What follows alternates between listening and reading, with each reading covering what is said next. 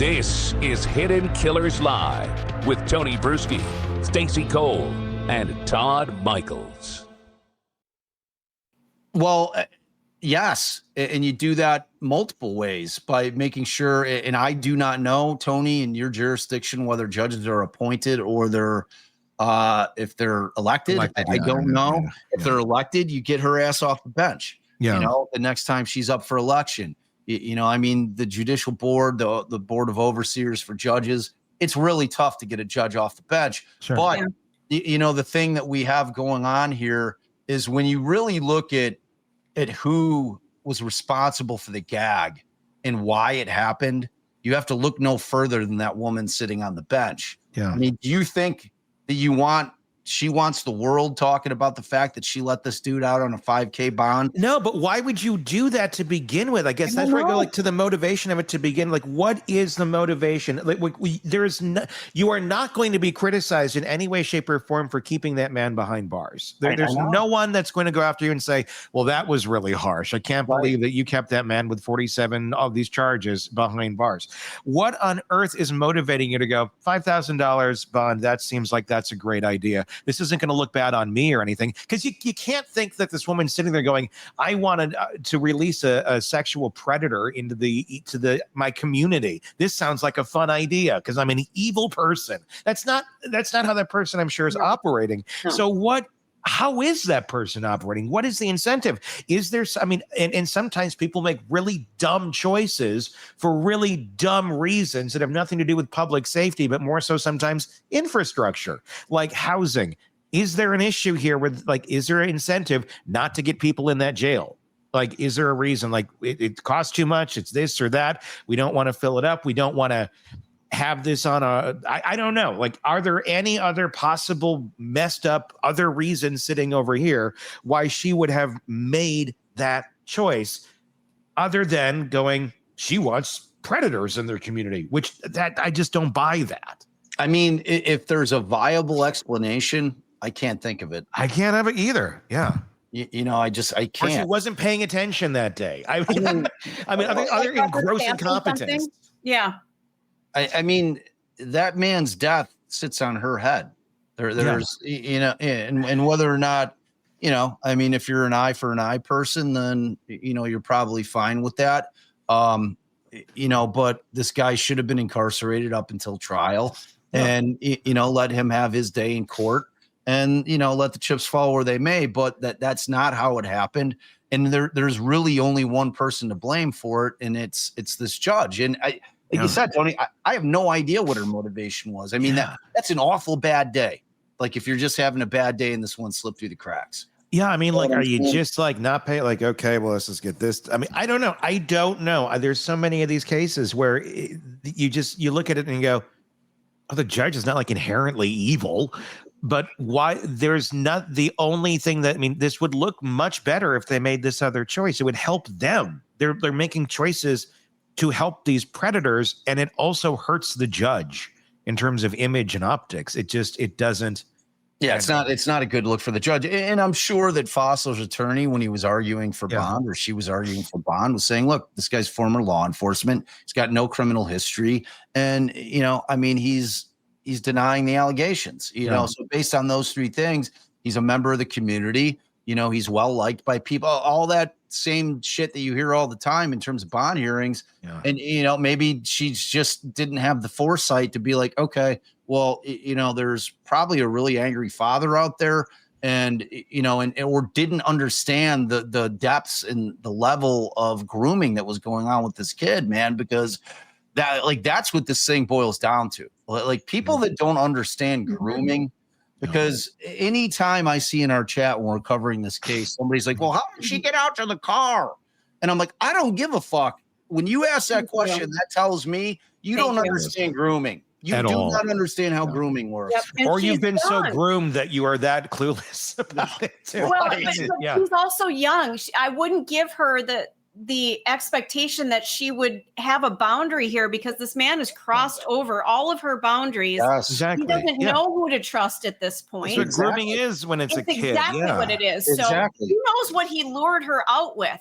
Right. I mean, doesn't matter. the fact is that we know in terms of whatever their relationship was prior, okay, and despite the fact that she made an outcry, that he had ingratiated himself in her life enough to where she felt that she had some form of relationship with this guy. Yeah. You know, he had garnered trust with her, and he was probably showering her with affection. And, you know, I mean, I have no idea what was going on with the Spencer home in terms of like, what is Aaron a huggy, you know, affectionate dad? Kids can be manipulated. Yeah, I mean, anyone can be manipulated, but especially young girls young children can be manipulated. That's why we have these fucking cases, unfortunately, because people do this to kids because they're kids. Exactly. And he knew exactly what he was doing. He knew as he was crossing over that line exactly what he was going to get. Right. And if it wasn't going to be her, it was going to be somebody else. Yeah. He was going to find somebody. So this man knows the rules.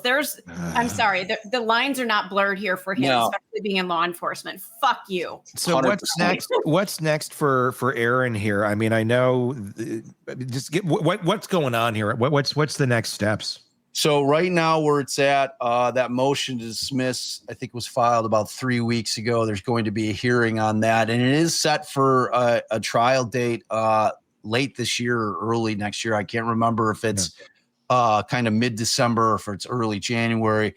There had been a trial date set, and Spencer's attorneys asked for a continuance of it. That was granted. So it kicked it. It was actually supposed to be taking place in October, the trial. That's got pushed down the road a little bit. So, I mean, it's going to be going to trial in pretty short order. And, you know, like I said, I'm not optimistic that the motion to dismiss is going to be granted. Yeah. I mean, even if it was granted and the judge was of the mindset, okay, like this is my make good on this, you know, I'm going to dismiss these charges. The prosecuting attorney, unless she were to dismiss it with prejudice, you know, the prosecuting attorney is going to have the ability to be able to go into a grand jury and try to get an indictment there. Whether or not he'd be able to. Why? I don't know, man. Why even eat a little crow? Look, we fucked up. We acted for whatever reason. We acted this way. Upon further review, no. That was just wrong. Yep. Eat a little crow. Have a little humility. It's okay. Life goes on. People will respect you far more for that rather than digging your claws in for the next however long this is going to take. And you will destroy any bit of reputation you have if this is the hill you want to go die on. 100%, man. And like, so we had Amanda Knox on yesterday, and we were talking exactly about this concept of prosecutors, and apparently not just in this country, but worldwide, that just don't have the ability to say, you know what, I got this one wrong. Yeah. You know, I'm sorry. It's like that concept of them having to die on every hill that has ever been. And especially if it's a hill that's been climbed before them, like they weren't even the prosecuting attorney, but it was merely that office, and you're 20 years down the road and you've got some subsequent prosecutor looking at the case, and if they're looking at it objectively and like, yeah, this is kind of fucked up, this guy, or you know, like you see it even where cases have been exonerated, and these prosecutors are still saying, nah, still think they got the right guy. I thought that, and I'm like, do. There's so many docs I watch where it's like, I'm the prosecutor, they're in the nursing home, and like, oh, we had it right back in 74. I don't understand it. I don't, because people don't like being wrong. So and you know what? And I completely agree, but so many people can't like, and I get, you know, if you're going into that job, you want to be very confident. So it's good that you do have people that will just go and all out and still believe whatever they're going to believe. But it's not a strength of the human species to admit fault. But Tony, you nailed it when you said, look, you know, people are going to respect you more, not less, when you have that mea culpa where you're like, you know what?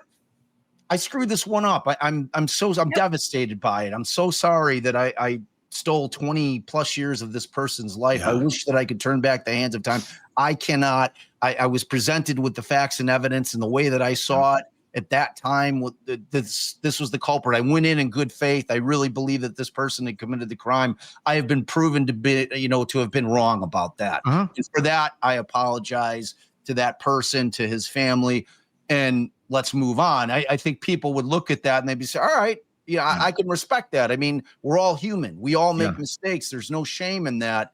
At least own it. I respect the fact when somebody's going to own a mistake a hell of a lot more than if they're not willing to do that. 100%. It's we're not in a place where it's about getting to the truth. It's about being right. And being right doesn't mean you're actually at the truth all the time either, because that side thinks they're right and that side thinks they're right. The truth is somewhere over here.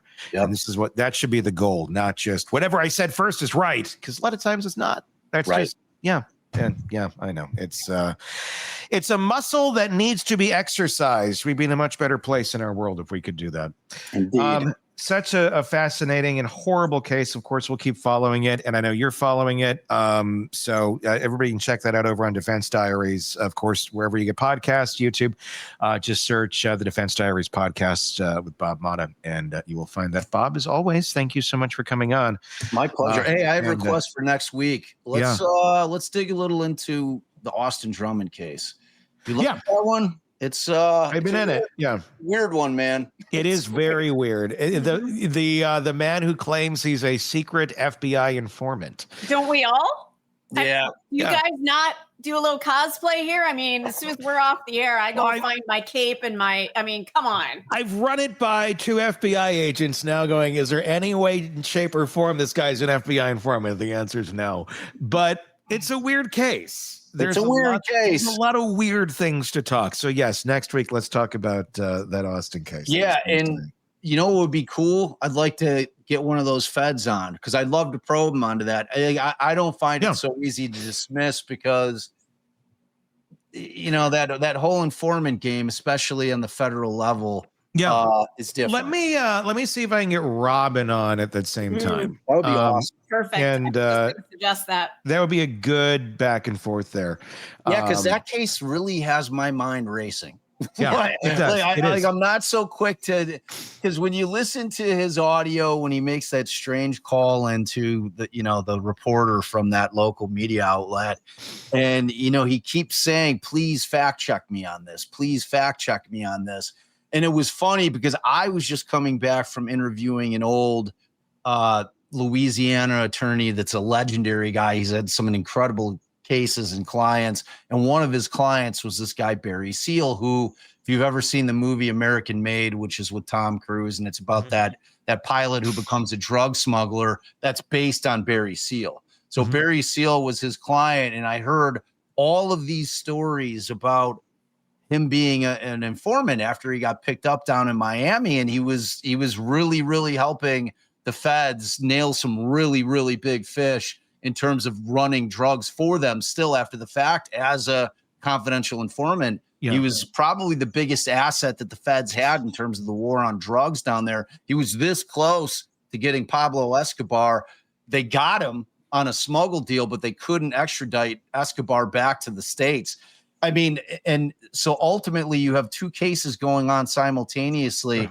Down in Louisiana, the feds down there did not know what that Miami division was doing at all, and that it was an asset over there. So within the same agency, you have the left hand not knowing at all what the right hand is doing. And ultimately the judge down there, when he gets arrested on some bullshit, like some just like penny ante drug charges, but they had invested $200,000 in investigating this guy. We're getting him. Yeah. But somehow there's some communication that takes place, and they're like, okay, this guy's an asset for us. That's what they're telling the Louisiana division, the Baton Rouge division. And they're like, okay, he can't go in. Like, you got to give him probation. So there was like a backdoor deal to give this guy probation. However, the judge on his own accord said, okay, well, I'm not happy about this because this guy's a real blight on society. He's putting drugs on our streets. I hate this guy. He should be in prison. I'm going to give him the probation. However, what I'm going to do is I'm going to make him stay in a halfway house. His lawyer, the guy I was interviewing, sitting there, okay, well, you're now issuing him a death sentence. This guy is an informant for the feds, and he's trying to put away big fish cartel guys. They're going to kill him. Needless to say, the judge does what he's going to do. He puts him in the halfway house, and Barry Seals is assassinated within 2 weeks of being in there. So point being, could have happened. I understand what Robin might be saying. Yeah. I'm going to have a little pushback. Yeah, I like that. I mean, is it possible? Yes, without a doubt. Probable? No, but that's not an absolute know either. Yeah. It does happen. Is Aaron Spencer that guy? Probably not. But it is worth a conversation because there's a lot of weird things in this case that are worth discussing, whether it leads to that or not, but just trying to figure out who the hell is Aaron? I guarantee you because we've dug pretty deep into it, and I guarantee you by the end of that live, you're going to be like scratching your head because I guarantee I'll put some shit out there that you're going to be like, oh, I wasn't aware of that. Especially, I agree. I mean, I was saying Aaron Spencer there. I meant Austin Drummond. But I knew exactly. And like, I'm not saying that Spencer I'm doing the same shit. That Drummond's not the same guy, or that he isn't the guy at all. But I'm just saying, it seems like there's a lot of layers to the onion that need to be peeled back. This is a weird onion, without a doubt. It's really a weird onion. All right, we'll do that next week on Tuesday. We'll see if we can get Robert to join us. Crazy shit goes on in between, which, and who knows? I've had enough. I've had enough of it. Me too, man. Just want to go back to where, it felt good talking about Chad Daybell today, which is insane because it's horrible. That insane? Yeah, it's crazy. And honestly, I got a note from my landlord, so we'll see if I show up tomorrow. Oh, you got a note from me. So, Bob, you weren't in here on this. So we were listening. I've recreated the James and Elena letter from Chad Daybell, the love letter, and it's on YouTube now. And but I have it in Chad's voice, and I have all this sort of sexy music behind it and everything. So we were listening to that, and at the same time, I was like Barry Manilowing it, where it's like. Barry Whiting is Barry White, not Barry Manilow. Barry White blowing fire. Yeah. And all this is coming out of her speaker this morning while people are trying to fix her dishwasher. And they don't know. He didn't tell me when they were coming. So at the time when we were talking about Chad admiring Lori's voluptuous breasts and baby. Just across from me, because I'm in my kitchen because I recently moved. So 2 maintenance guys were working on my dishwasher, and I'm sitting over here. I muted my mic, and I'm like, "I'm sorry, you guys. I'm so sorry. I'm so sorry," because they're being violated. Yeah, and they're probably thinking I'm some porno person in the apartment complex now. That's awesome. I'm not. I'm in true crime. I told the guy this when I was renting the place. So you know what would have made amazing content is to get those two guys on video, watching that whole thing play out. Can we just get your reaction? Stacey, amazing reaction. What did the note from your what did the note say from your landlord? Well, I just saw that I didn't read it. I saw it popped up in my email. So I haven't read it. It might just be that the work order is complete. Probably. I hope it's more. I really do. I hope it's more. And that becomes like kind of like a little bit of an addition, a little bonus content at the end of the next Chad Daybell. Well, this will be a tease for everybody. I will reveal it if it's some sort of disciplinary action of some There you go. There you go. Tune in tomorrow to find out what it really said. There you go. I love it. And on that note, let us know your thoughts in the comments section wherever you're watching or listening to us. Be sure to press subscribe as well so you don't miss any of the things that we talk about in the stories we cover for you here at the Hidden Killers podcast. For Bob, for Stacey, for Todd, I'm Tony Brueski. We will talk again real soon. Want more on this case and others? Then press subscribe now and don't miss a moment of true crime coverage from Tony Brueski and the Hidden Killers podcast.